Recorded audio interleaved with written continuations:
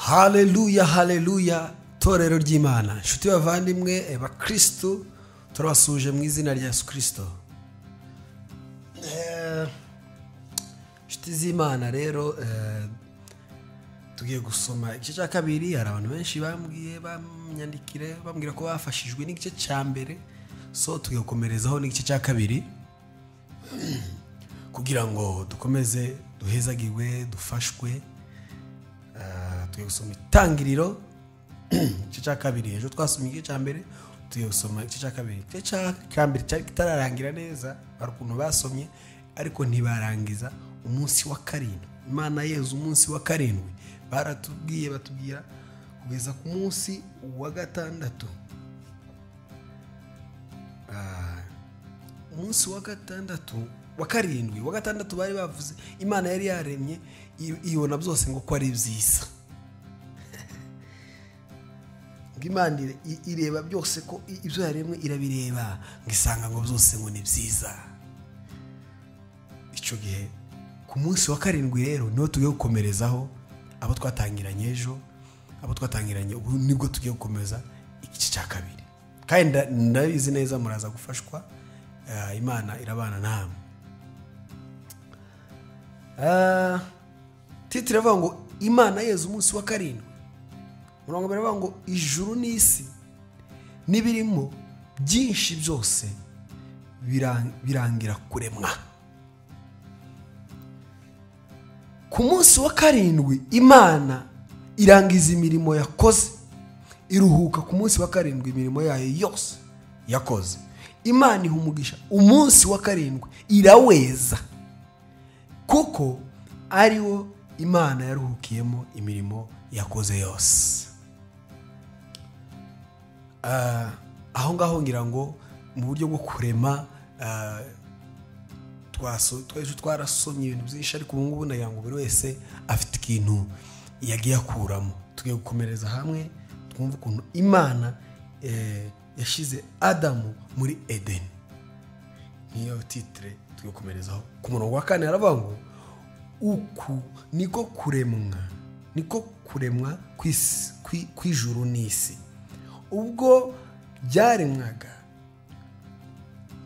Ku munsi Uwiteka Imana yaremeyeho isi n'ijuru, kandi akatsi kose ko mu gasozi kari kataraba ku isi, n'ikimera cyose cyo mu gasozi cyari kitararuka. Yes,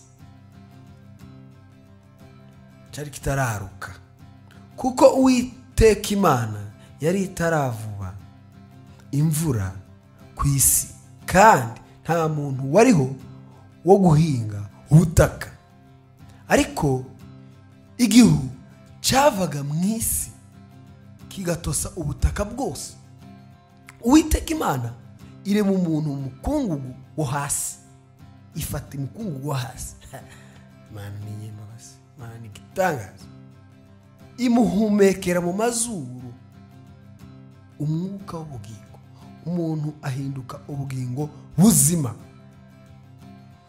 Uwiteka Imana ikeba ingobyi muri Edeni mu ruhande rw'iburasirazuba, yishiramo umuntu yaremye.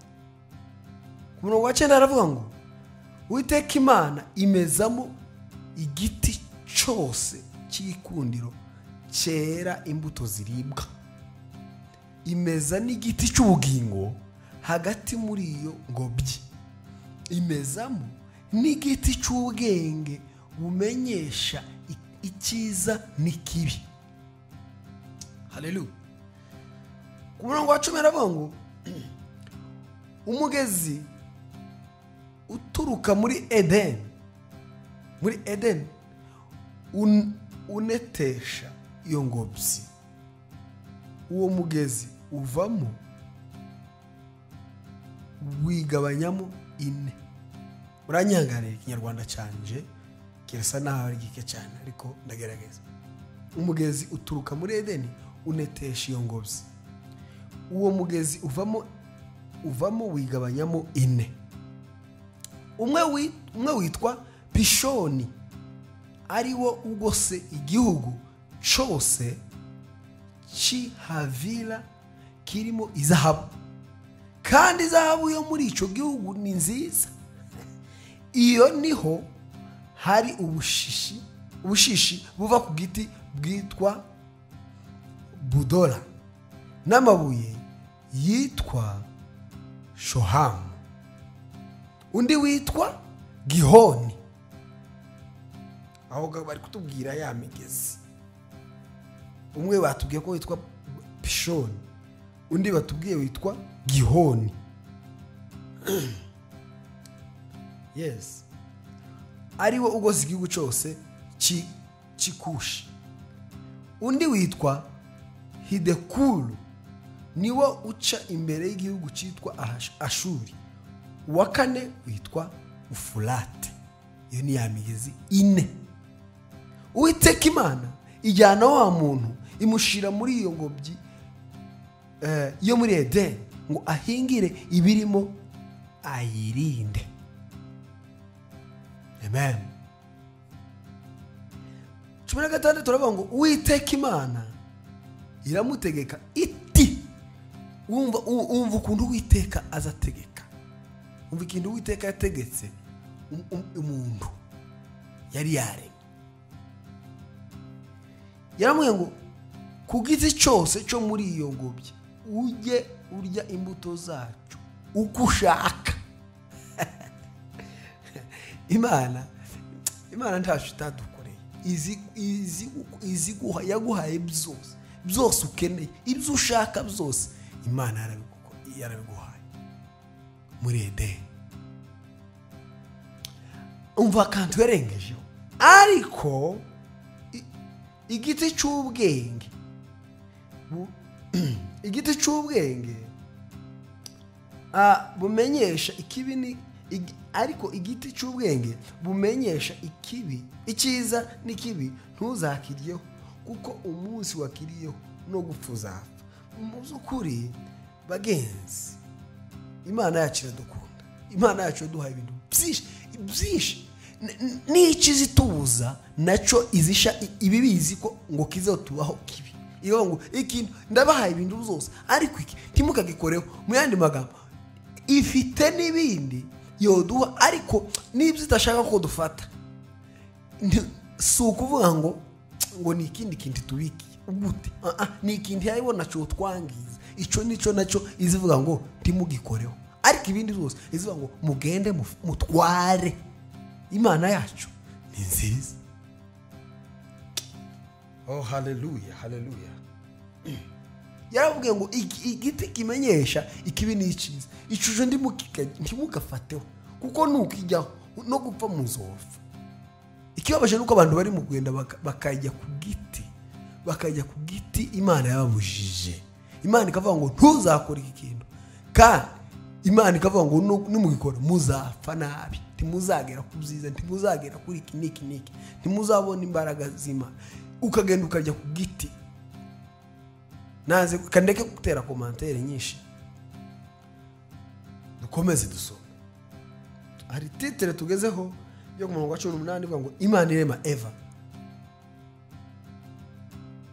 Imana irema Eva, umurongo wa 18 haravuga ngo kandi Uwiteka Imana iravuga iti, si byiza ko uyu muntu aba wenyine, reka muremere umufasha umukwiriye.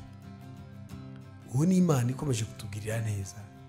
Imana igiye kugirira neza wa muntu yaremye, izi kuremera ibyiza buri uko bukeye nuko bwije. Imuremere umufasha umukwiriye. Uwiteka Imana irema mu butaka.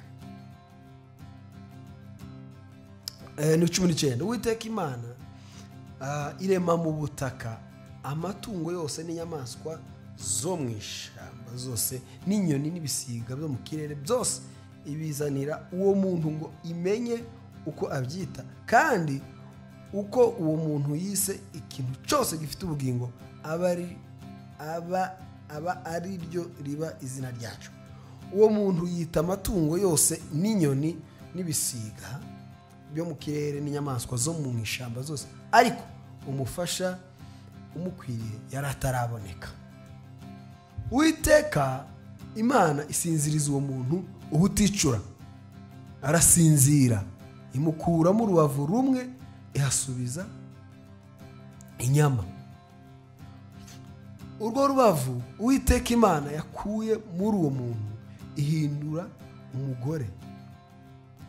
umugore imushira uwo muntu.